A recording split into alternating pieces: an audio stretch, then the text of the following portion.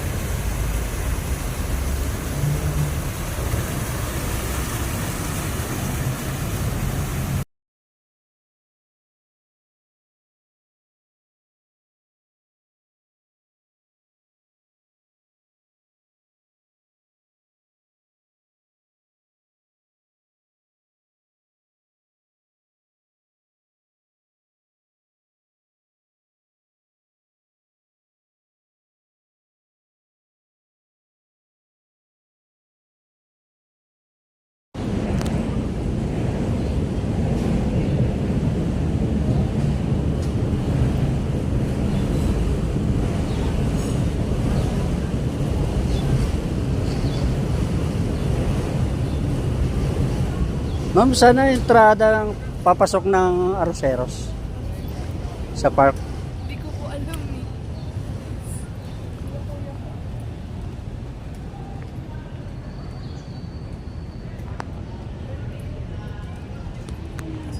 Sir, saan po ang entrada ng papasok sa Arroceros? Dito po. Thank you. Ayan, naglalakihang mga puno dito.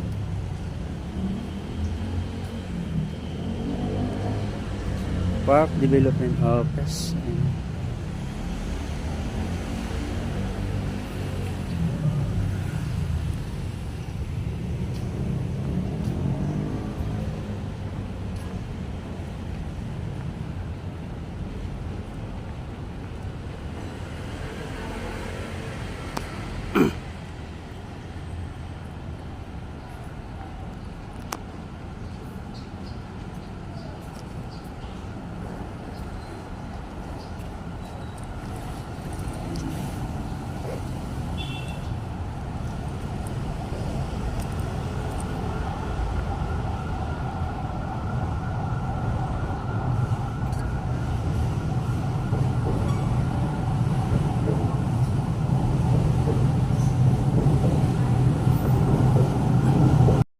Ayan, nandito po tayo sa Arroceros Forest Park. So, pasukin natin ang historical place na ito. Tara po, samahin niyo ako. Sir, pwede po. Arroceros. Wala akong kwan? Kayat? Yeah. Pre lang.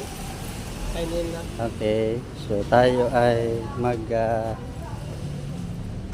20, ano ngayon? Anong oras na, sir?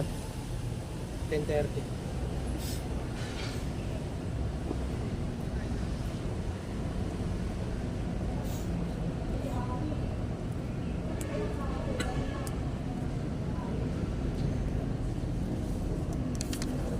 Ano ito? Lugar na ito? Address. Address? Prepare mo.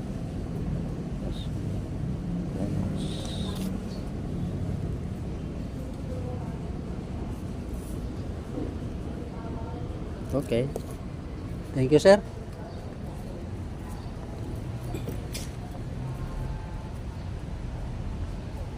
Sa pagdaan at paglipas po ng maraming taon. Ayan, Arroceros. Arroceros Forest Park. Ayan.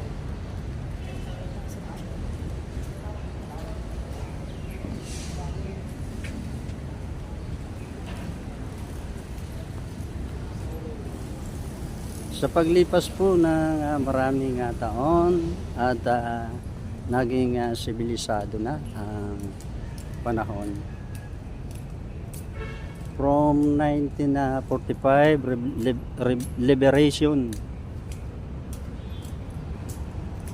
ay may pagbabago at ito na nga ang bagong Arroceros. Ito po ang Arroceros. Forest Park, ang pagsasaayos ng Arisores Forest Park ay alinsunod sa layunin ng pamahalaang lungsod na isinulong ang isang balansing ekolohiya para sa mga mamamayan ng Kapitolyo ng bansa. Ang dalawang hektarya mahigit 2.2 hektaryang kagubatan sa pusod ng Maynila at ang 5,100 metro kwadradong plaza sa tabi nito ay siniayos upang mas maging kaaya-aya ang mga luntiang halaman at mga punong para sa kapakinabangan ng mga nakararaming mga batang Maynila. Ang istruktura ay sinasadyang iniayon sa makabagong panahon, ngunit may pagtitiyak na proteksyon at pangangalaga sa lahat para sa ikalulugod ng mga daraping panahenerasyon. Pinatuloy ang Pinas lang ay mananatili at patuloy na magiging huwaran ng kaayusan at kalinisan sa gitna ng isang modernong kalusugan.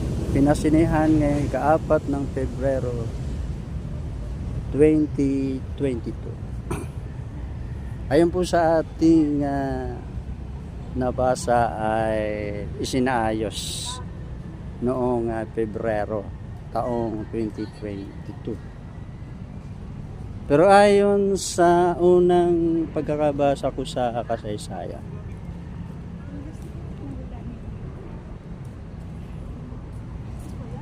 ito po ay itinayo noong 1993 sa pangangasiwa ng mga punong lalawigan dito sa lungsod ng Manila. Ito po ay dating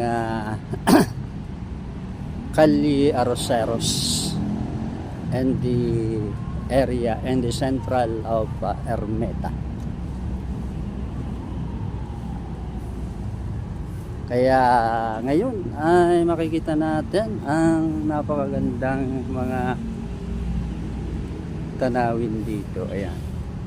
So ayon sa ating pagsasaliksik, umaabot sa mahigit 8,000 mga ornamental plant at mayroong mga 61 puno ng kahoy. At sa ngayon, ayan, may mga iba-ibang mga puno. Ayan.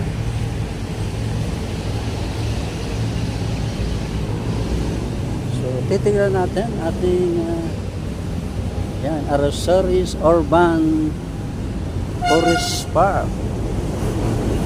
Ayan, makikita po dito ang public toilet, admin office, exhibit center, invitation area, coffee shop, fountain, elevated walkway, point.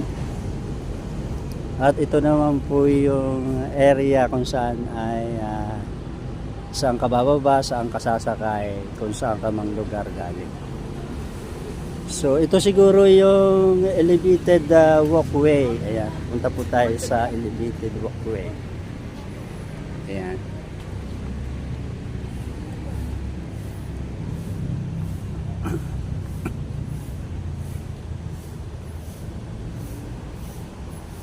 Ayan. So yan po ang elevated walkway. Ayan.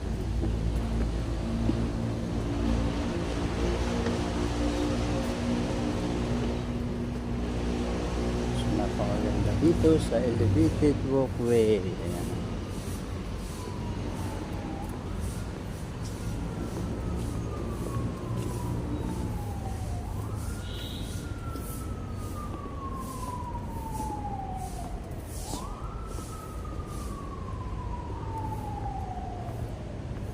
Ayan, napapakita natin ang napakalalaking mga puno. Ayan, punong, ano bang puno yan? So, ng mga pangalan. So, dito makikita mo mayroong isa siyang espasyo for exercise. Ayan, ito ang Arroceros Park and Development Office. Ecopalectus degalopea. Ayan. Originated in Papua New Guinea, Indonesia, and the Philippines. Uses the main purpose of bagasse, often called rainbow eucalyptus, is produced from its vibrant wood. In addition, it is grown for pulp and lumber. Ayan po yung uri ng kahoy. Eucalyptus diploia. Ito yata yan. Ayan. Ayan. So, meron ditong area na pwede kang mag-exercise. Ayan. Si Kuya. Nag-exercise. Ayan.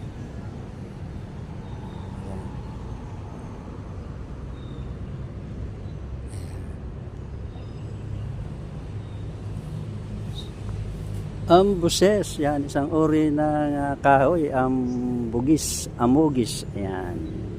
Yung amugis ay isang uri po ng kahoy yan, kasi may maabot doon na 61 ori ng mga punong kahoy. Amugis, ano pa?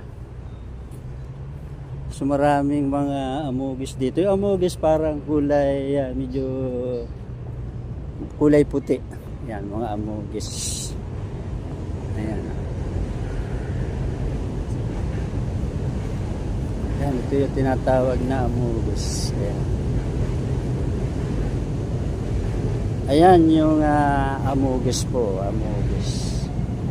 Isang uri na native tree to the country of South Asia, especially Indonesia and the Philippines. Ayan. Yan po ang amugis. Ito po. Ayan. Yan po ang isang uri ng kahoy na amugis. Ayan. So ikutin pa ho natin yung ibang lugar dito.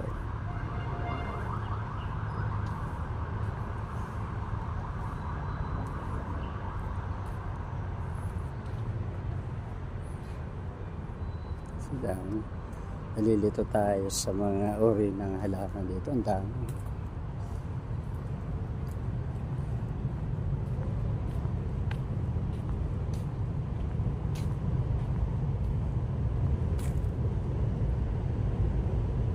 Mayroong bitaok. Ayan, yung mga naririnig ko lang mga uri ng kahoy, bitaok. Ayan, mga bitaok. Ayan, bitaog. Ayan, isang uri din ng kahoy yan, bitaog. Ayan, bitaog. Ayan. So, may pagka-similarity sila ng amugis. Pero yung amugis, medyo maputi-puti ng kaunti. Amugis sa bitaog, tapos ayan, puro bitaog ito dito.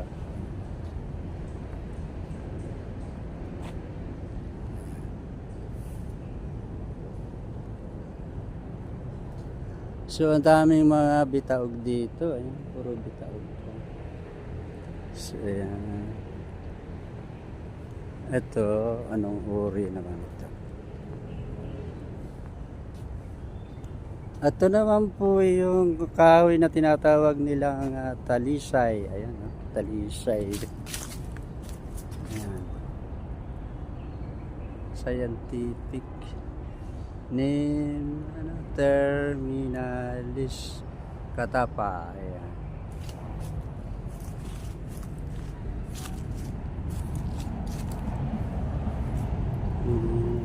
So, mahigit 2.2 hectares po pala ito. Ayan, kaya siguro po iikutin natin ito ng isa-isa.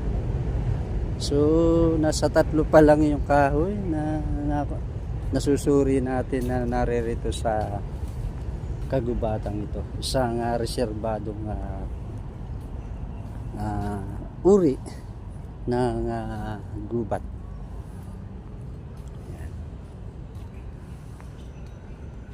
So hindi alam natin kung anong uring kahoy ito.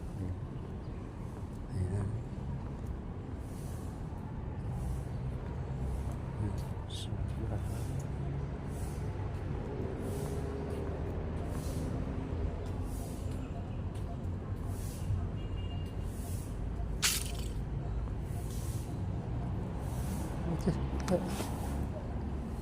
Nakukuha ako ng ligha. Nabagsakan ako ng ligha.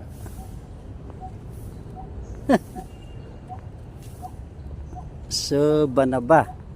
Ayan, isang uri din ito ng banaba. Napapano ko na yan. Yung banaba kasi ay, ayan, banaba. Yan ay gamot, banaba. Ayan, ito naman ay yung kilala natin na ipil-ipil. Ayan. Ayan, ipil-ipil. So, ano pa ba? Mga kahoy dito.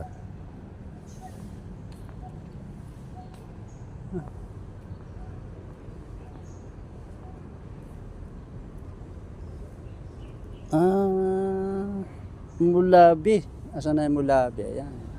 Ito pala ang uri ng mulabi. Ayan. Mulabi is indigenous to South Asia, including the Philippines. Mulabi wood has become known for its strength and ability to endure degradation. It is employed in the building of both and furniture and structure. So maraming pwedeng gawin sa puno ng mulabi. Ginagawa yung bangka, furniture, or sa bahay. Ayan.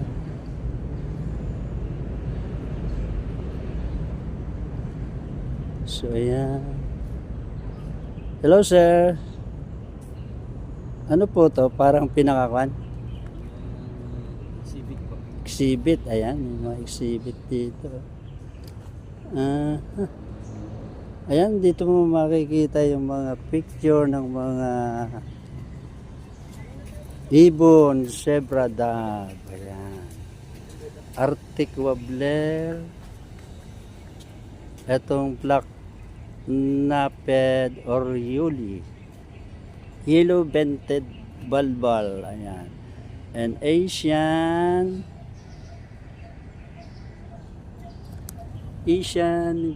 closely starling. Ayan, klase na yun. Yellow-vented bulbul. Ayan. And black-naped oriole. Ayan. Arctic wobbler. Ayan. Zebra dove.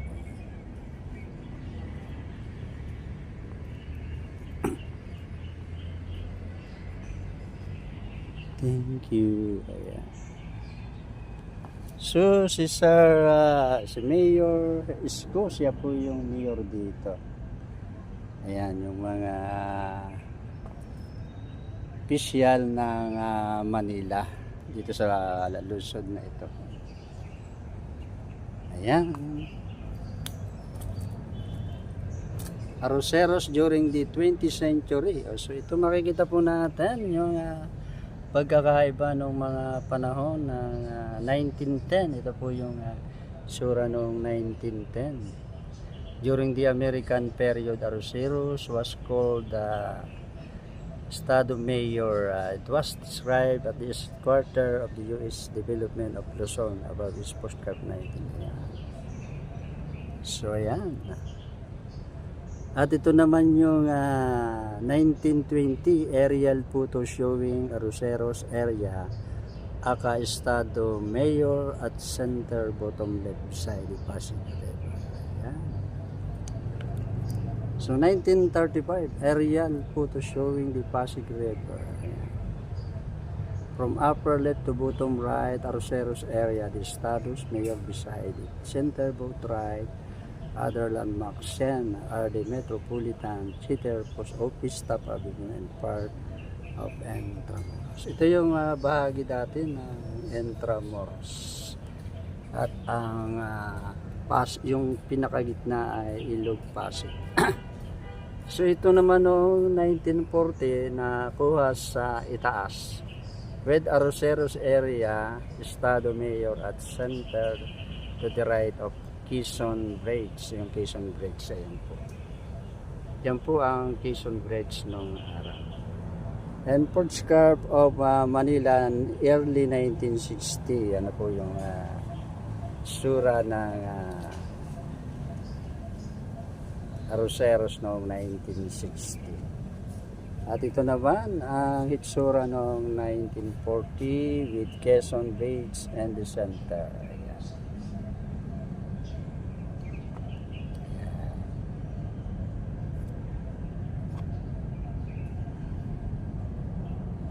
So Manila Arroceros Urbana Forest. Ayan. Arroceros during Spanish period. Ayan. Ito po yung panahon ng mga Kastila. The charter and Arroceros and the let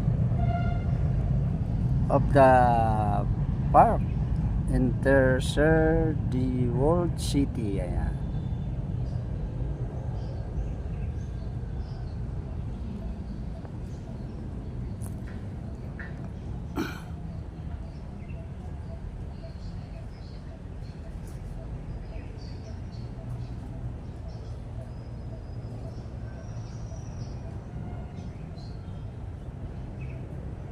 Yan, mga uri ng Arroceros dito. Yan. Ito yung Manila Palm Tree. Ayan, yung mga Manila Palm Tree. Ayan. So, may anahaw din dito. Ayan, anahaw. Ito yung Conchina Tree. So, parang umuugat siya. Ayan.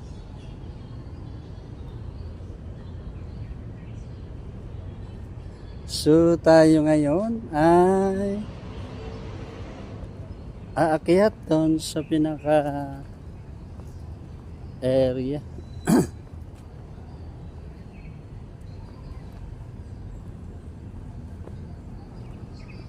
Ayan.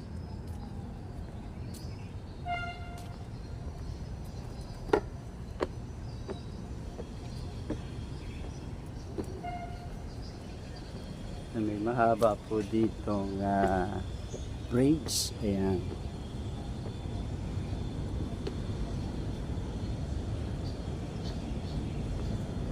Yan yung Amogues. Yan, makikita natin yung reserve na gubat dito. Mga kakahuyan. Ayan. So yan.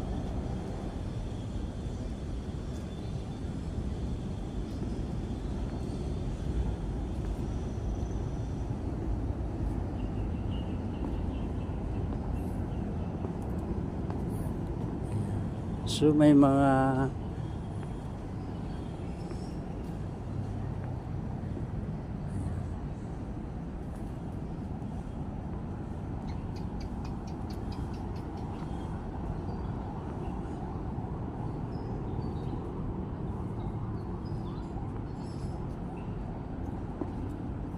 daan po.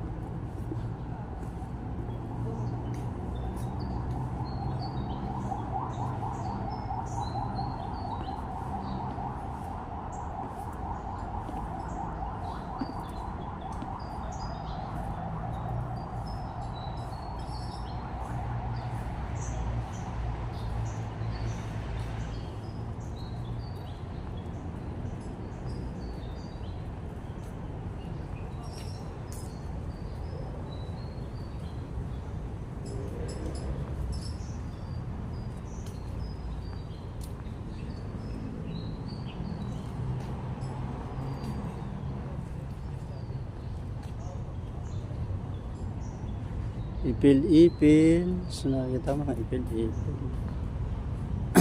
O ba ito?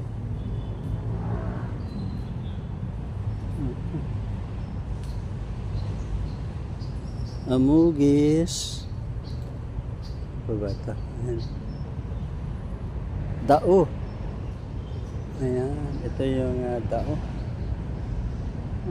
Ayan, Dao is the native to Indonesia and the Philippines, particularly in South Asia. Ayan.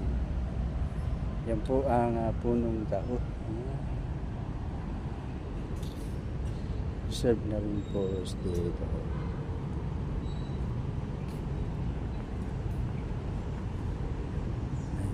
At ito yung mga palm tree yan. At siyempre, hindi nawawala yung anahaw. Yan, isa ba yan? Puno ng talisay. Ayan. So, ito yung anahaw, pambansang dahon ng ating bansang Pilipinas. So, hindi nawawala siya. Ito ay hindi ko alam ang tawag dito. So parang ito yata yung erok, tama ba ako?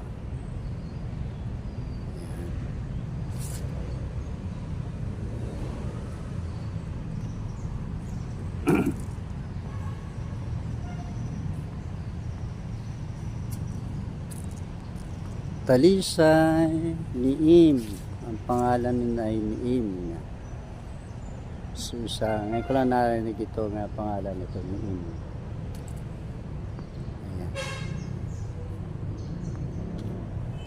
Ayan. So, galing na ako dyan. Dito na tayo. So,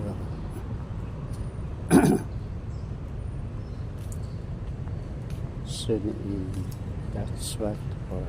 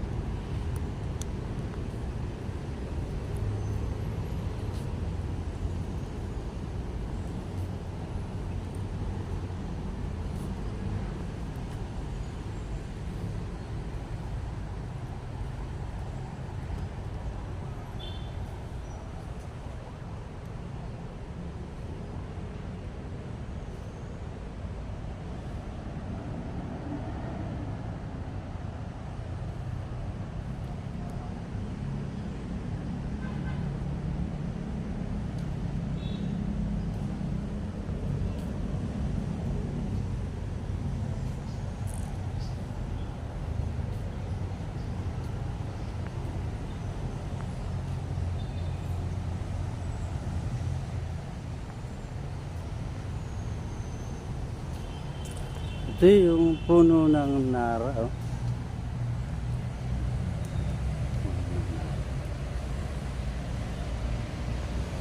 Puno ng nara.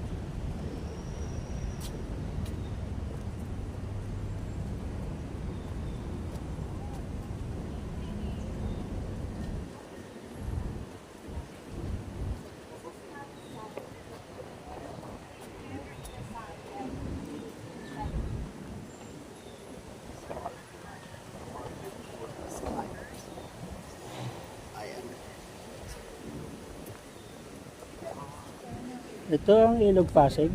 Ilog Pasig.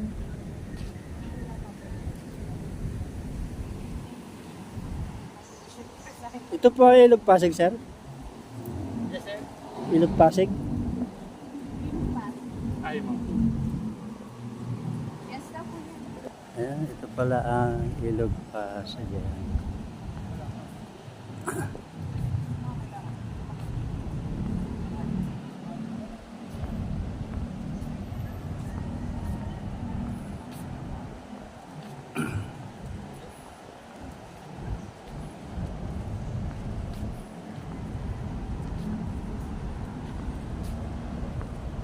Ilog Pasig, tapos yung taas niyan ay ML Quezon, Manuel S. Quezon Bridge. Ipinangalan sa dating Pangulo ng ating bansa, Manuel S. Quezon Bridge. At ito yung tagus na tinatawag nating Ilog Pasig. Ayan. Napakalinis po ngayon ang Ilog Pasig. Oh. Ayan, nagtatagos po doon sa bahagi yun ang Ilog Pasig.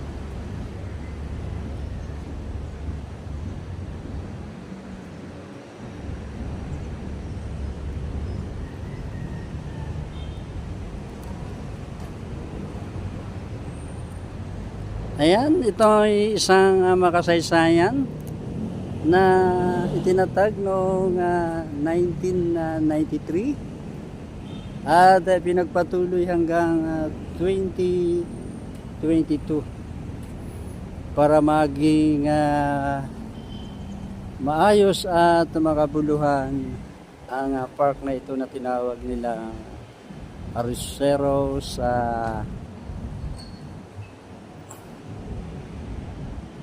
Forest Park na malapit sa Ilog Pasig. Ayan.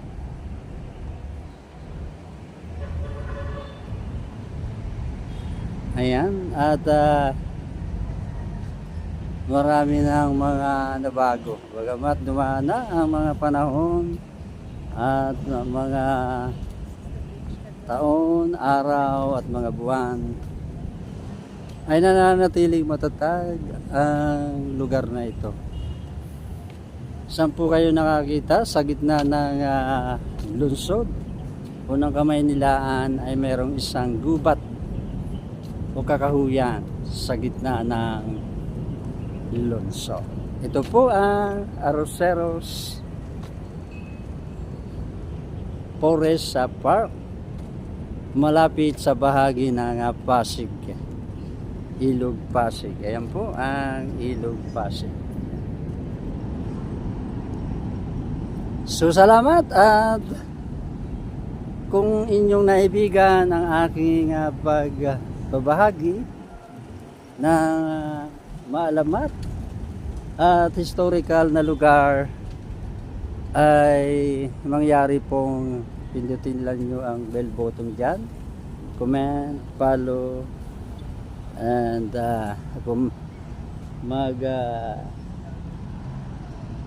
suggest lang po kayo kung ano yung pwede nyong sabihin para lalo pang maipa-improve, mapaganda ang lugar na ito. Muli, ito po si Kasendo ng inyong kasama, kagabay, kasangga hanggang dulo.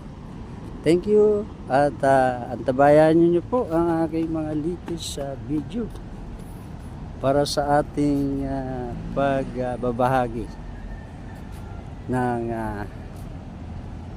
ating video. Maraming salamat po sa mga patuloy na sumusuporta kay Kasendon. Ngayon po ay taong 2026 na po. Salamat po muli sa inyong walang sawang pagtitiwala at suporta.